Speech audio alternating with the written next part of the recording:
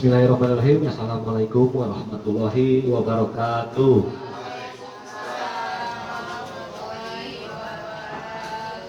Semangat pagi.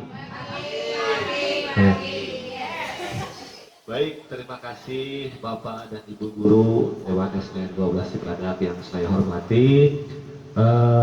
Ucapan terima kasih kepada Bapak Ibu yang mau menerima ataupun mendengarkan tentang materi diseminasi aksi nyata modul 1 sampai 4 tentang budaya positif. Ya, ini untuk salah satu memenuhi tugas CGP angkatan 8 pada modul 1.4. Ya. Kita langsung saja. Yang pertama di situ sudah barusan judulnya. Kemudian ada yang kedua, yaitu penerapan budaya positif di SDN 12 Cibadak. Ruang lingkupnya yaitu tentang perubahan paradigma belajar. Yang keduanya disiplin positif. Yang ketiganya motivasi perilaku manusia. Yang keempatnya keyakinan kelas. Yang kelima posisi kontrol guru. Yang keenam adalah segitiga restitusi. Selanjutnya di situ ada perubahan paradigma. Pembelajaran dengan paradigma baru dirancang berdasarkan prinsip pembelajaran terdiferensiasi yang sekarang sudah diluncurkan untuk kelas 1 dan kelas 4 yang berada di kurikulum Merdeka, sehingga setiap murid belajar sesuai dengan kebutuhan dari tahap perkembangan untuk mewujudkan profil pelajar Pancasila. Selanjutnya, pendidikan adalah memberi tuntunan terhadap segala kekuatan kodrat yang dimiliki anak agar bisa mencapai keselamatan dan kebahagiaan setinggi-tingginya baik sebagai manusia maupun anggota masyarakat. Kemudian pendidikan diibaratkan oleh Ki Hajar Dewantara itu adalah sebagai petani yang mampu padi misalnya ditanam agar bisa tumbuh dengan baik dengan cara mengolah tanah dengan baik, memberi air dan pupuk yang cukup serta mampu membasmi hama yang mengganggu. Jadi menurut Ki Hajar Dewantara itu anak itu diibaratkan sebagai padi, kita sebagai petani. Jadi ketika anak masuk kelas 1 misalnya kita didik, ya anggap saja kelas 1 itu anak itu bagaikan seperti kertas yang kosong. Kalau menurut Ki Hajar Dewantara yaitu sebagai petani kita memupuk kemudian mengolah dan sebagainya sehingga yang kita harapkan menjadi padi yang berhasil. Di sini kita anak yang berhasil. Selanjutnya, petani tidak mampu mengubah padi menjadi jagung atau sebaliknya. Artinya, pendidik harus menuntun murid dan harus menyesuaikan dengan kodrat alam dan kodrat zaman. Maksudnya kita tidak bisa memaksakan anak ini harus seperti ini, tetap kita mengikuti kodratnya atau dalam keadaan alamnya dan sesuai dengan perkembangan zaman. Ya, sekarang yang mungkin anak lebih pahamnya itu tentang dunia IT dibanding dengan yang yang lama-lama yang jadul. Selanjutnya, pendidik harus menyadari bahwa pendidikan bukan tabul rasa, tapi memahami bahwa anak didik sudah mempunyai tulisan kodrat tersendiri. Kita hanya mampu untuk menebalkan, mewarnai, dan juga menghapus jika ada yang salah pada dirinya. Jadi anak itu sudah terlahir dengan kodrat atau dengan bakat masing-masing. Nah, di pembelajaran terdiferensiasi itu kita hanya mencari ada visual, kemudian audio visual dan kinestetik. Ya. Nanti mungkin untuk kelas 1 dan kelas 4 sudah paham, 2 dan 3 dan 5 kita masih proses belajar. Selanjutnya ada apa yang berubah dari paradigma belajar. Yang pertama itu mengubah pembelajaran berpusat pada siswa. Ya, asalnya dulu kita pembelajaran hanya guru aja menggunakan proses student center. Kita aja yang seperti dikatakan tadi memberikan pupuk terus. Ya, kemudian menghargai perbedaan dan karakter murid. Kita tahu murid kita itu ada yang berkarakter berbeda-beda, ada yang dari kalangan misalnya dari kalangan menengah, tinggi, dan bahkan ada yang ekonominya rendah. Kita itu harus memahami bagaimana karakter mereka, tidak bisa menyamakannya. Selanjutnya menciptakan menciptakan pembelajaran yang menarik dan menyenangkan. Nah, sebetulnya kalau diperhatikan di Kumar itu kita harus seperti itu yang dijelaskan tadi, yang sesuai dengan minat dan bakatnya gitu. Kemudian menyadari bahwa guru bukan satu-satunya sumber belajar. Jadi paradigma barunya kita itu bukan sebagai sumber belajar kan. Kita bisa memanfaatkan, contoh misalnya ada orang tua siswa yang pengrajin bakso misalnya ataupun yang lainnya, kita bisa memanggil sharing sebagai narasumber, tidak dari kita saja gitu. Kemudian menuntut murid dalam mengembangkan minat dan bakatnya sesuai dengan kodrat alam dan kodrat zaman yang sudah dijelaskan tadi. Anak itu diberi berhak mengembangkan minat. Kita mah hanya menyalurkan atau memilih sesuai dengan minat dan bakatnya. Mungkin yang lebih dalam itu kembali pembelajaran waktu IKN kelas 1 dan kelas 4 yang dipelajari sampai ke modul ajar dan yang lain-lainnya. Selanjutnya di sini ada kasus misalnya, ada A dan B, Anda dan teman Anda ambillah benda atau sesuatu yang sangat berharga untuk Anda. Letakkan di salah satu tangan Anda dan genggam benda atau sesuatu tersebut dengan segala daya. Kemudian yang teman B akan mencoba sekuat tenaga dengan berbagai cara untuk meminta Anda memberikan benda tersebut. B bisa membujuk, mengancam, menghardik, merayu, menyuap, atau apa saja agar dapat membuka kepalan tangan Anda. Apa yang terjadi? Contoh ilustrasi seperti ini misalnya. Pak Puja dengan Pak Diki. Pak Puja itu mempunyai sesuatu yang dirahasiakan atau yang memang itu adalah yang disembunyikan. Contoh saja kita ilustrasikan nomor seseorang misalnya disimpan di tangan kanan. Kemudian Pak Diki itu ingin meminta kepada Pak Puja nomor tersebut dengan cara merayu, menyuap, ataupun dengan cara apa supaya agar bisa dapat. Kira-kira apa yang terjadi? Apakah bisa diberikan ataukah tidak? Nah, itu salah satunya. Kemudian di sini ada perubahan paradigma teori kontrol atau teori ilusi kontrol. Yang pertama, ilusi guru mengontrol murid. Kemudian ilusi bahwa kritik dan membuat orang dewasa merasa bersalah dapat menguatkan karakter. Kemudian ilusi bahwa semua penguatan positif efektif dan bermanfaat. Yang keempat, ilusi bahwa orang dewasa memiliki hak untuk memaksa. Nah, jadi dari yang tadi. Kemudian di sini perubahan paradigma stimulus respon teori kontrol atau teori pilihan. Siapa sesungguhnya yang memiliki kontrol? Apakah siswa? Apakah kita?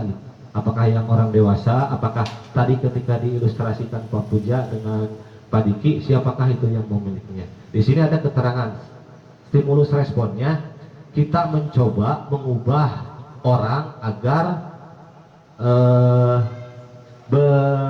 berpandangan sama dengan kita. Teori kontrolnya atau pilihannya, kita berupaya memahami pandangan orang lain dan tentang dunia. Kemudian perilaku buruk dilihat sebagai satu kesadaran. Kemudian teori kontrolnya, semua pemicu memiliki tujuan. Nah, seperti itu bisa dibaca sama-sama ya. Kemudian di sini ada budaya positif. Yang jadi pertanyaan, apa sih budaya positif? Apakah di sekolah kita sudah diterapkan? Kira-kira ketika mendengar kalimat budaya positif, apa yang ada di pikiran kita semua? Kira-kira apa? Budaya positif itu apa? Kira-kira budaya identik dengan kebiasaan. Positif berarti hal yang baik. Berarti kira-kira yang sudah diterapkan di kita diantaranya apa? Salam. Mengucapkan salam. Yang sudah kita terapkan senyum, salam, sapa. Itu kan. Nah, di sini ada keterangannya. Budaya positif sekolah. Budaya positif adalah nilai-nilai keyakinan dan kebiasaan-kebiasaan di sekolah yang berpihak pada murid dapat berkembang menjadi pribadi yang kritis, penuh hormat dan tanggung jawab. Kemudian di sini ada karakter yang diharapkannya itu apa? Nah, ketika kita masuk ke kurikulum Merdeka akan bertemu dengan profil pelajar Pancasila, yaitu ada yang beriman, bertakwa, kepada Tuhan Yang Maha Esa dan berakhlak mulia. Kemudian ada mandiri, bernalar kritis, ada kreatif, ada gotong royong, ada berkebinekaan global. Jadi yang diharapkan itu ada karakter-karakter tersebut itu di dalam budaya positif kita itu sudah diterapkan. Salah satunya ada 6 karakter yang diharapkan. Selanjutnya ada siapa saja di sini budaya positif yang terlibat. Pertama, semua warga sekolah. Apa yang dilakukan? Yaitu kebiasaan baik, karakter baik, saling bekerja sama, saling mendukung, saling belajar, dan lingkungan positif. Setelah semua itu bisa dilaksanakan, maka budaya positif akan terbentuk. Selanjutnya, pertanyaan pemantik di sini ada, setuju atau tidak setuju? Yang pertama, hukuman dapat mendisiplinkan anak. Setuju tidak? Ketika anak kita kasih hukuman, misalnya kita mencuci WC, menyapu, atau dan yang lain-lainnya, itu kita pertanyaan nomor 1, hukuman dapat mendisiplinkan anak. Kira-kira misalnya ada anak terlambat. Ketika ada anak terlambat, kata kita, kamu terlambat, ini jam berapa? Bapak hukum kamu berdiri di lapangan. Misalnya itu setuju atau tidak? Setuju atau tidak? Setuju atau tidak? Tidak. Nah, nanti kita akan ulas. Kemudian yang keduanya, pemberian hukuman dengan hal positif seperti membaca atau membersihkan halaman sekolah dapat meningkatkan disiplin anak. Itu setuju tidak? Nah, pemberian hukuman dengan cara, jadi anaknya misalnya kita ada terjadi sesuatu lah, anak misalnya dikatakan tadi terlambat, misalnya kata Bu Rima, ibu hukum, kamu baca ini buku ini. Nah, setelah itu kamu bersihkan lingkungan sekolah. Kira-kira itu dapat meningkatkan disiplin anak. Bisa tadi terlambat, apakah besok akan terulang lagi atau tidak? Setuju atau tidak? Itu tidak. Oke, yang ketiga, memberi penghargaan dapat meningkatkan motivasi belajar anak. Kira-kira itu setuju atau tidak? Setuju. Penghargaannya dalam bentuk apa kira-kira?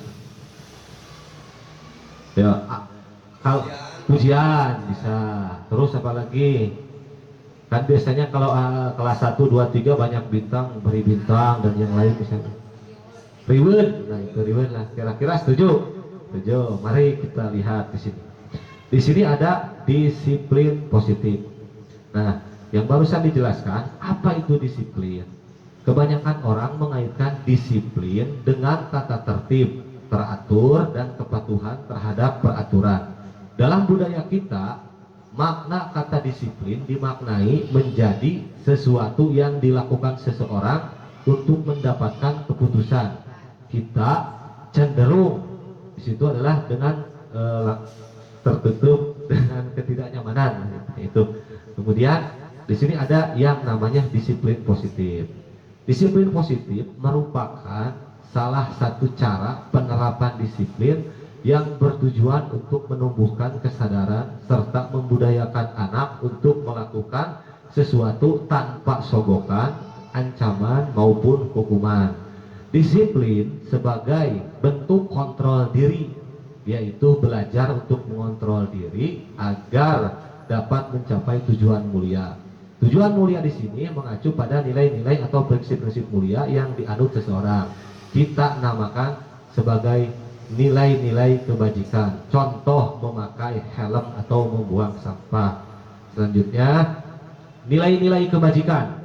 Sebagai pendidik, tujuan kita adalah menciptakan anak-anak yang memiliki disiplin diri, sehingga mereka bisa berperilaku yang mengacu pada nilai-nilai kebajikan universal yang dikenal dengan profil pelajar Pancasila yang di atasnya. Kemudian di sini ada sebuah gambar, nomor 1 dan nomor 2. Nilai-nilai kebaikan apa yang terdapat pada gambar berikut? Kira-kira di gambar 1 ini anak sedang melakukan apa? Ya, di situ sedang mencuci tangan. Nilai kebaikan apa yang telah dilakukannya di sana? Oh, tubuh, terus kebersihan diri. Nah, itu. Kemudian gambar nomor 2. gambar nomor 2, gambar nomor 2 kira-kira di sini sedang apa? Membersihkan halaman. Nah, kemudian pertanyaan nomor 2, gambar nomor berapa yang sudah menunjukkan motivasi intrinsik? Kenapa nomor 2? Bisa dijelaskan? Silakan. Gambar-gambar yang menunjukkan motivasi intrinsik nomor 2, karena di gambar nomor 2 tidak menunjukkan adanya guru, jadi atas kesadaran sendiri mereka membersihkan halaman. Sedangkan gambar nomor 1 itu motivasi ekstrinsik, karena ada peran guru di situ mengarahkan siswa untuk mencuci tangan. Oke, selanjutnya tepuk tangan jawabannya bagus. Terima kasih Bu Rima, ya, jawaban yang sangat bagus, betul. Karena di gambar nomor 2 di sini tanpa ada paksaan mereka. Kalau di sini kita terlihat ada yang membantunya, ya, berupa guru atau bimbingan. Selanjutnya di sini ada motivasi perilaku manusia. Mari kita tanyakan kepada diri sendiri, bagaimana kita berperilaku? Mengapa kita melakukan segala sesuatu? Apakah kita melakukan sesuatu karena adanya dorongan dari lingkungan atau ada dorongan yang lain? Terkadang kita melakukan sesuatu karena kita menghindari rasa sakit atau ketidaknyamanan. Terkadang kita juga melakukan sesuatu untuk mendapatkan apa yang kita mau. Jadi artinya kita bertanya, kalau sahur guru bahasa pendidikan agama Islam itu muhasabah diri. Nah, itu kita bertanya muhasabah diri teh.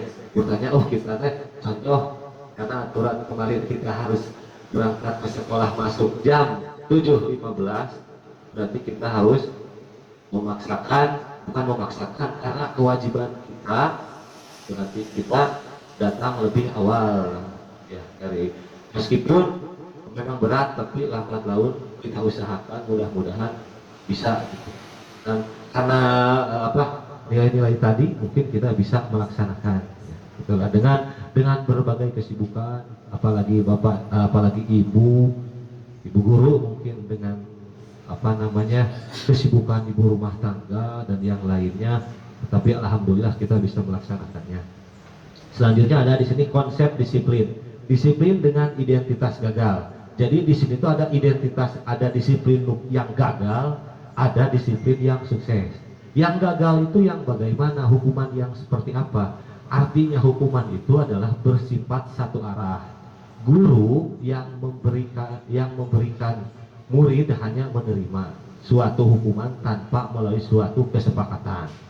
Hukuman itu sifatnya menyakitkan, kemudian tidak nyaman. Murid takut, bersifat memaksa, kemudian murid menyembunyikan kesalahan sehingga menjadi rendah diri. Ini adalah konsep disiplin yang gagal.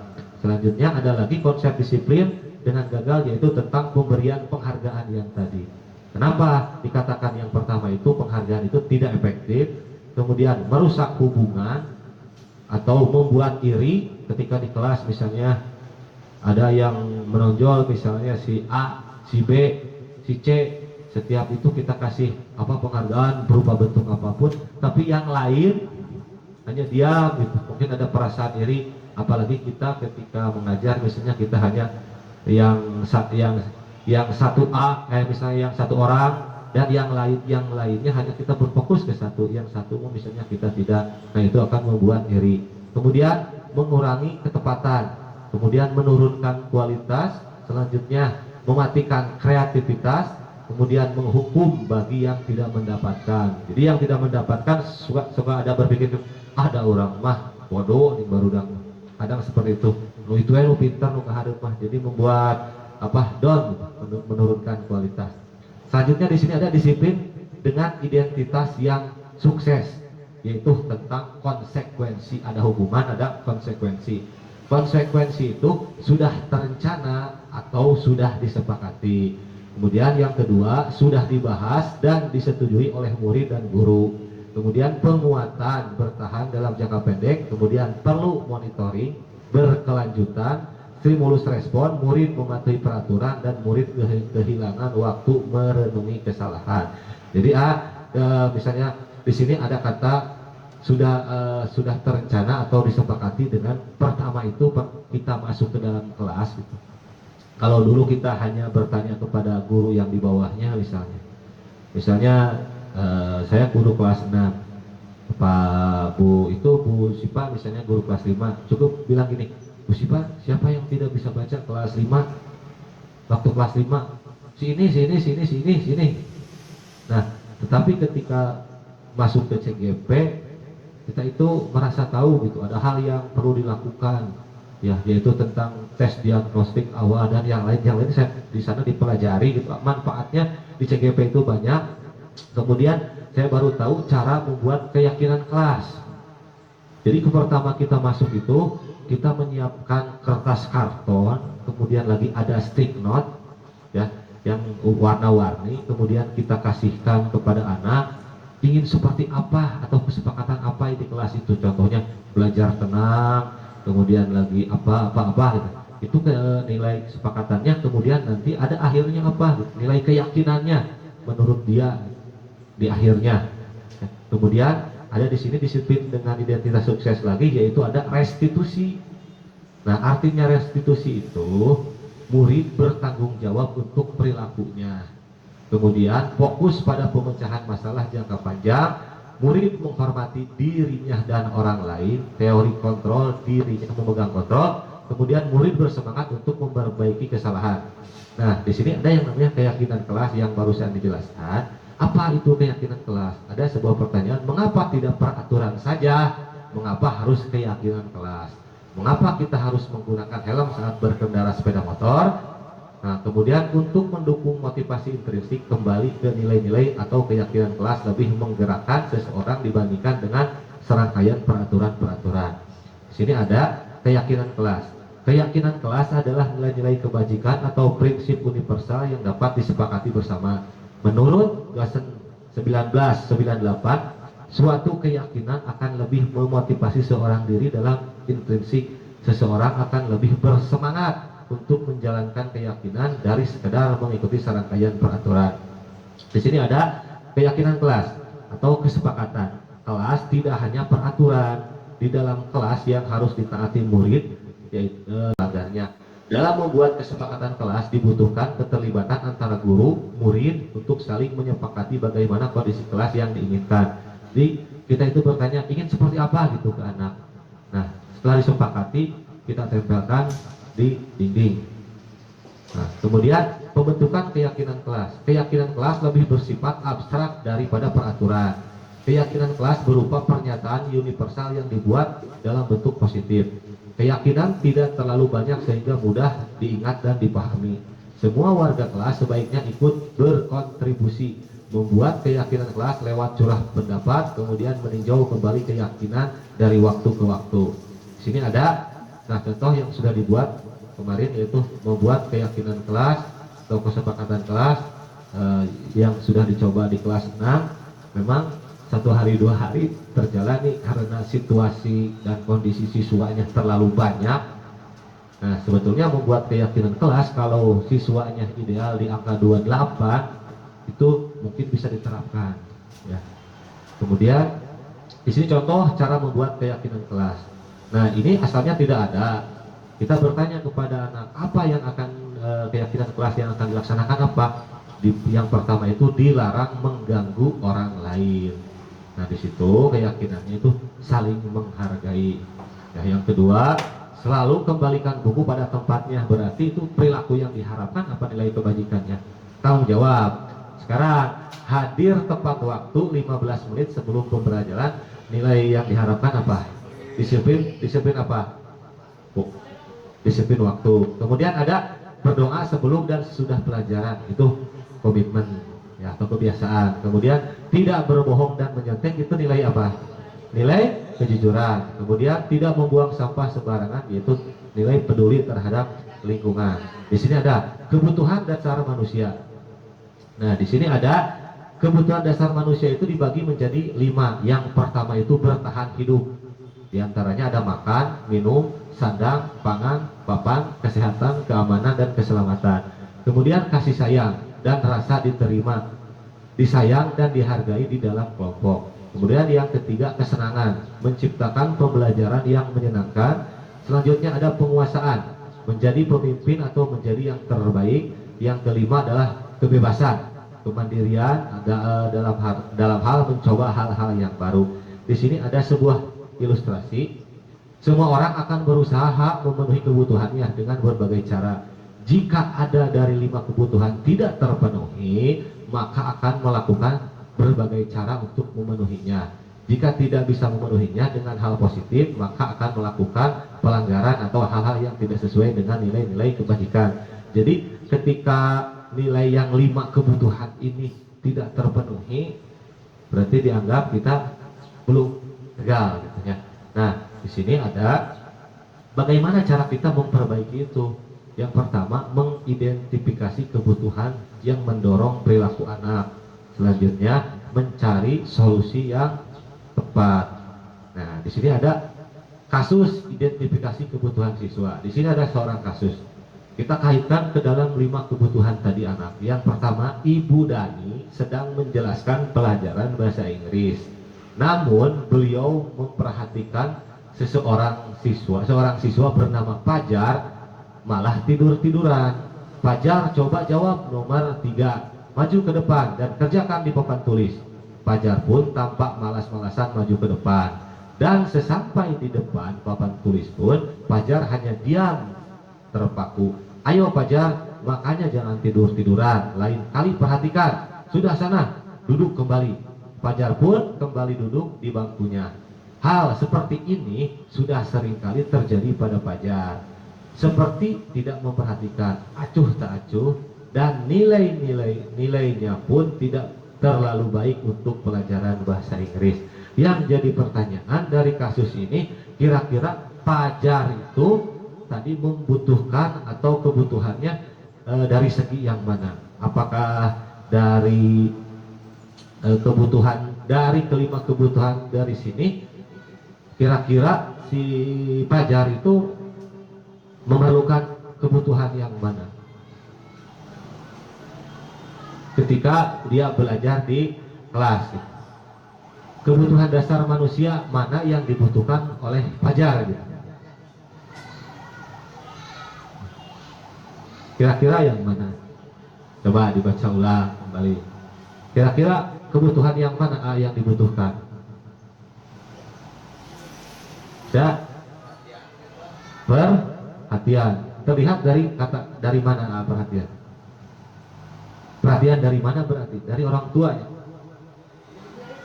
Dari teman, dari orang tua.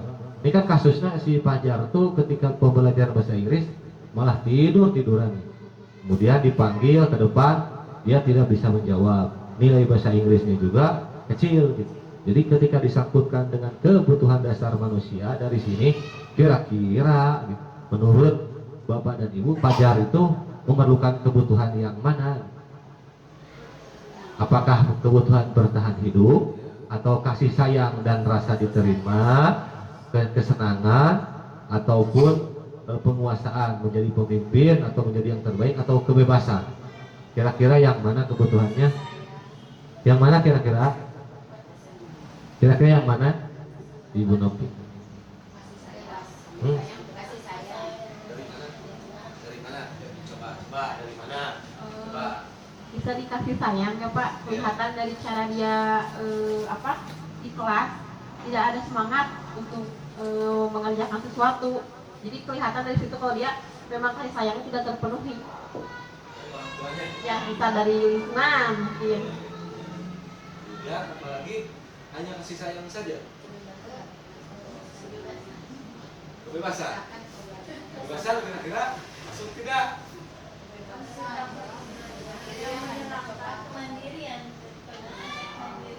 Kira-kira si Fajar itu kira. Kesenangan juga bisa ya. Kesenangan. Apa bosan ya? Yang mana? Oh, yang tiga. Tidak bisa Pak. Nomor 3. Mungkin dia bosan dengan cara apa yang disampaikan oleh gurunya. Monoton maksudnya. Gitu lagi gitu. Jadi dia sudah Ntar, ya. Oke. Terima kasih Bu Ade. Selanjutnya, ya jawaban yang sangat bagus. Tepuk tangan tuh buat Bu Ade. Ya, selanjutnya di sini ada kasus 2 lagi. Bu Ari adalah guru kelas 1 SD sedang bingung menghadapi Wulan, salah satu murid di kelasnya. Beberapa anak di kelas 1 telah datang padanya dan mengadu bahwa Wulan seringkali meminta bekal makan siang kepada mereka. Jika Anda menghadapi situasi seperti Ibu Ari, apa yang akan Anda lakukan? Kira-kira apa? Ketika ada anak kelas 1, biasanya ibu guru kelas 1 yang suka menyayang terhadap anaknya. Kira-kira apa yang akan dilakukan? Kira-kira apa yang dilakukan? Ketika anak Bu Ari di guru kelas 1 sedang bingung. Anggap kita itu sedang bingung. Ada anak yang datang ke kita mengadu ya, bahwa paginya gitu dia mungkin tidak sarapan dan apapun gitu. Akhirnya bilang kalau kita contoh kecil ke Bu Nanan misalnya, Bu Nanan ada yang suka nempel dikasih uang jajan lagi nih misalnya anaknya udah nggak ada. Kira-kira itu yang dibutuhkan oleh Wulan itu kebutuhan dasar manusia yang mana? Perhatian yang satu. Nah kalau dilihat dari sini kasusnya, kira-kira si Wulan itu bertahan hidup, terus kasih sayang masuk, kasih sayang, kemudian kesenangan enggak, belum masuk ke pelajaran, kemudian penguasaan tidak, kebebasan masuk tidak, kemandirian atau mencoba dalam hal-hal baru ya enggak, minta ke Bu Nati, minta lagi nanti tidak ya, tidak. 1, 2, nah, oke. Selanjutnya di sini ada. Nah, kita di sini dikatakan ada 5 posisi kontrol guru. Kita refleksi diri, kita masuknya ke mana gitu. Di sini ada 5 posisi kontrol guru. Yang pertama itu penghukum, 2 pembuat merasa bersalah, yang ketiga sebagai teman, yang keempatnya pemantau ataupun monitor, yang kelimanya adalah manajer atau kontrol. Kira-kira kita masuk kemana? Nah, di sini ada penjelasannya. Nah, di sini tentang penghukum. Nah, dalam artian penghukum itu seperti ini. Kamu selalu saja terlambat, selalu. Pasti selalu yang datang. Bapak hukum kamu atau gimana? Atau ibu hukum. Nah, itu adalah contoh kalimatnya sebagai penghukum. Ada lagi pembuat rasa bersalah. Ketika anak melakukan sesuatu atau masalah, kita bilang, kamu ini bagaimana? Kamu yang sudah berjanji dengan ibu tidak akan terlambat lagi. Ibu benar-benar kecewa sekali. Nah, itu adalah pembuat rasa bersalah. Kemudian ada lagi yang sebagai teman. Ya sudah, tidak apa-apa, duduk dulu sana, nanti ibu guru bantu kamu ini ya. Itu sebagai teman. Kemudian ada lagi pemantau. Kalau pemantau itu peraturannya apa? Sanksi dan konsekuensinya apa? Nah, ada lagi yang manajer. Kalau manajer, apakah kamu tahu kesalahan kamu? Apa rencana kamu memperbaiki masalah itu? Kira-kira dari kelima tersebut, kita masuk ke mana? Nah, kita bertanya pada diri sendirilah, itu ya. Kemudian ada lagi, ini ada restitusi. Nah, restitusi itu apa sih restitusi?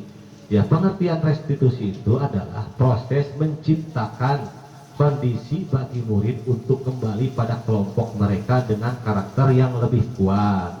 Menurut Agusan 2004, restitusi bukan untuk menebus kesalahan.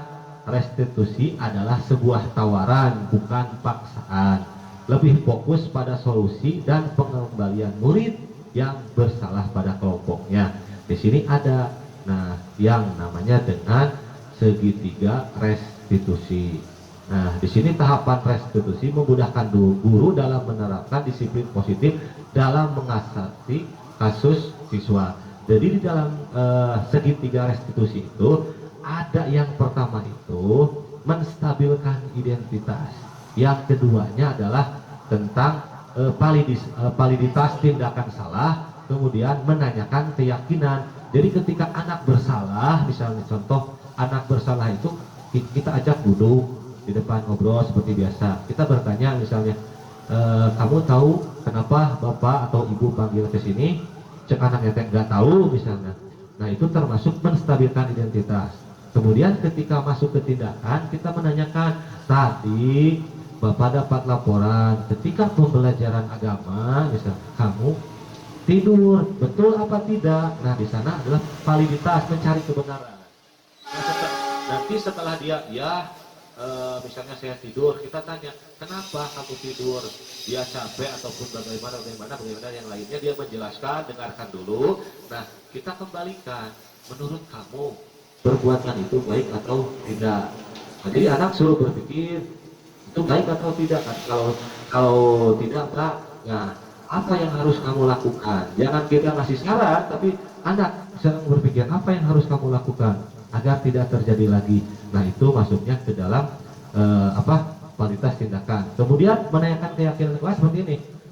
Kamu masih ingat misalnya keyakinan kelas apa yang telah dibuat? Yang tadi dia ketika masuk kita kesepakatan kelas yang dibuat itu datang tepat waktu yang kita ingatkan mereka. Oh ingat dengan keyakinan kelas, misalnya ingat Pak, terus apa yang akan kamu lakukan? Tidak mengulangi lagi, udah beres seperti itu.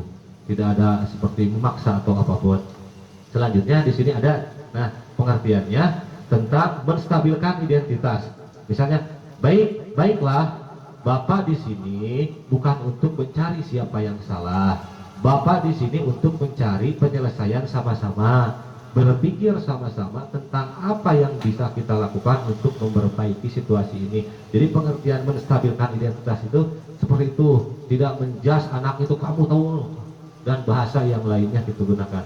Kemudian validitas tindakan yang salah yaitu pengakuan atau penerimaan perasaan serta tindakan siswa. Menanyakan keyakinan. Sekarang mari kita bicara tentang keyakinan kelas yang tadi sudah dibuat. Nah selanjutnya di sini ada sebuah video tugas terakhir kemarin yang sudah dibuat karena situasinya lagi kita libur, mencoba membuat video. Mudah-mudahan bisa diputar. Nah di sini.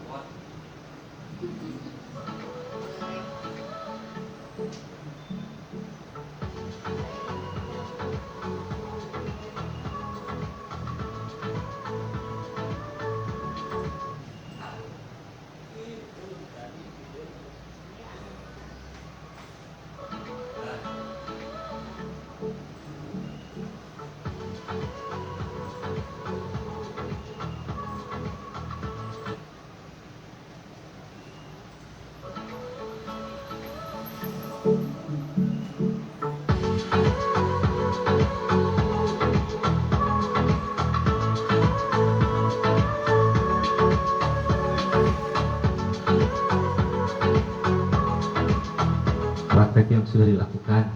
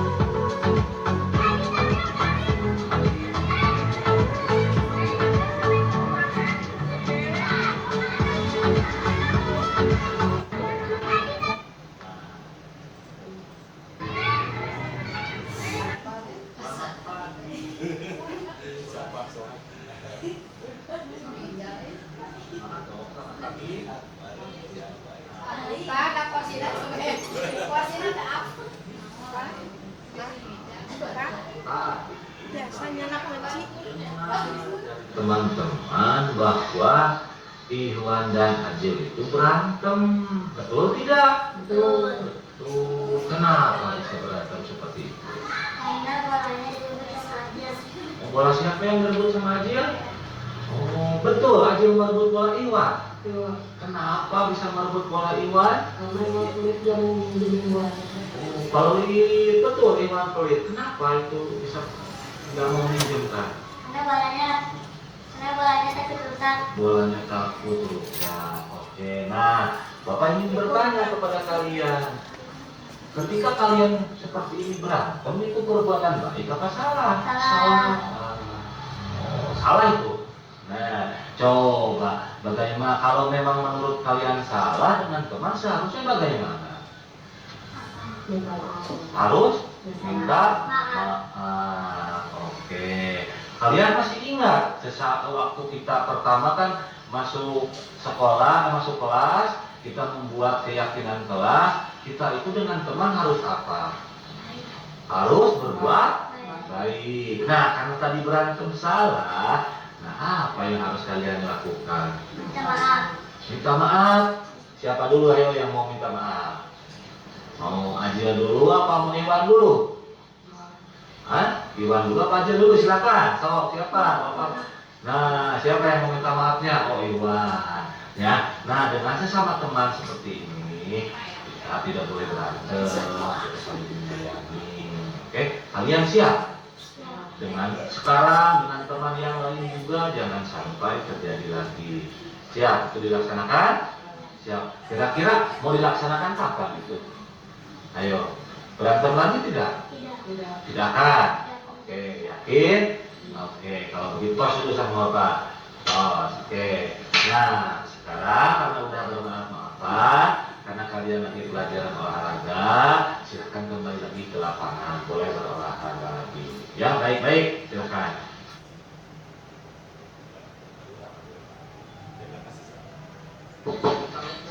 Waalaikumsalam. Silakan masuk.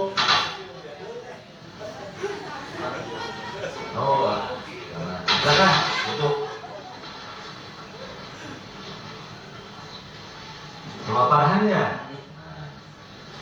Farhan, kamu tahu Bapak panggil ke sini kenapa? Tidak tahu. Nah, Bapak ingin bertanya, tadi ketika di kelas Farhan kelihatan mengantuk dan sering terlambat datang ke sekolah. Kenapa? Betul tidak itu? Betul. Kenapa bisa terjadi seperti itu? Bergadang malam hari. Selain begadang apa lagi? Main game. Sampai jam berapa main game? Sampai jam 1. Kira-kira menurut Farhan perbuatan itu baik apa tidak itu? Tidak. Nah, di sini Bapak juga tidak mau mencari yang kesalahan siapapun, karena Bapak juga pernah melakukan kesalahan. Bapak hanya ingin tahu kira-kira Bapak ingin mencarikan solusinya, kenapa Farhan bisa mengantuk, kemudian lagi Farhan datang terlambat. Kira-kira menurut Farhan apa yang harus dilakukan agar permasalahan Farhan itu tidak terjadi lagi? Tidur, jangan main terlalu malam. Main HP boleh, tapi jangan terlalu malam. Ya. Nah, sekarang Bapak ingin tanya, masih ingat Farhan keyakinan kelas yang pernah kita sepakati bahwa kita itu harus apa? Harus bertanggung jawab. Kemudian apa lagi? Disiplin terhadap waktu sekolah. Nah, mulai kapan Farhan akan melaksanakannya? Bersedia tidak? Nah, mulai kapan? Sekarang dan kedepannya. Siap itu dilaksanakan? Siap, ya. Oke, kalau begitu Bapak nanti akan lihat perkembangannya. Jangan Bapak Bapak ingin melihat apakah terulang lagi, apakah tidak. Oke, siap? Ya, nah kalau begitu silakan sekarang lanjutkan lagi untuk beristirahat. Terima kasih ya. Nah. Ya, baik, terima kasih. Bapak dan Ibu, mungkin itu salah satu contoh penyelesaian kasus menggunakan segitiga restitusi. Ya mungkin tiba saatnya di penghujung acara, ya secara pribadi saya mengucapkan terima kasih kepada Bapak dan Ibu yang telah meluangkan waktunya. Mudah-mudahan apa yang dipaparkan bermanfaat dan dapat diambil hikmahnya. Sekali lagi terima kasih. Wassalamualaikum warahmatullahi wabarakatuh.